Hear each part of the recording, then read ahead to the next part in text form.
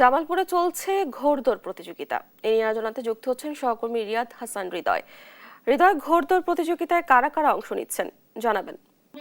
জি, এই যে দেখছিলেন যে আসলে জামালপুরের দেওয়ানগঞ্জে অনুষ্ঠিত হচ্ছে ঐতিহ্যবাহী ঘোড়দৌড় প্রতিযোগিতা এবং আজকে এই ঘোড়দৌড় প্রতিযোগিতায় আমরা যেটি দেখেছি যে আসলে সকাল থেকেই এই বিভিন্ন জেলা থেকে প্রচুর পরিমাণে দর্শক কিন্তু এসেছে। যদি আপনাদের একটু আমি দেখাই তাহলে দেখবেন যে এই যে ঘোড়া খেলা দেখার জন্য এই শুধুমাত্র জামালপুর নয়, জামালপুরের আশেপাশে যে জেলাগুলো রয়েছে শেরপুর, গাইবান্ধা, কুড়িগ্রাম সহ বিভিন্ন স্থান থেকে কিন্তু প্রচুর পরিমাণে দর্শক এসেছে এবং আমরা একটু বলে রাখি যে এখানে ঘোড়দৌড় প্রতিযোগিতায় অংশগ্রহণ করার জন্য দেশের বিভিন্ন স্থান থেকে যে ঘোড়দৌড় প্রতিযোগিতায় যারা ঘোড়দৌড় অংশগ্রহণ করে থাকে প্রতিযোগিতায় তারা কিন্তু বিভিন্ন স্থান থেকে এসেছে এবং আজকের এই আয়োজনটি এক কথায় বলতে গেলে যে আসলে জামালপুরের বিশেষ করে এই দেওয়ানগঞ্জের যে ডাংধরা ইউনিয়নে রয়েছে সেখানে প্রচুর পরিমাণে দর্শকের কিন্তু আমরা সমাগম দেখতে পাচ্ছি। আমরা একটু কথা বলতে চাইবো এখানে যারা আয়োজক রয়েছে তাদের সাথে।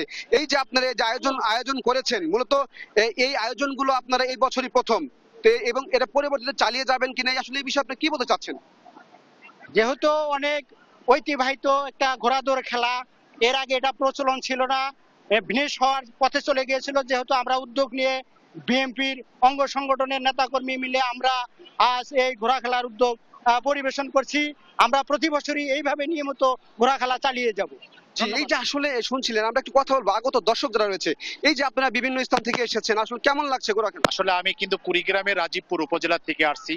এই আসলে এই ঘোড়া খেলায় কিন্তু আজকে যে কানায় কানায় মানুষের যে ভর্তি হয়ে গেছে, বিভিন্ন শুধু নারী পুরুষ নাই, এখান থেকে কিন্তু রৌমারী, রাজীবপুর তথা জামালপুর, শেরপুর বিভিন্ন এলাকায় থেকে কিন্তু এই ঘোড়দৌড় প্রতিযোগিতায় আসছে।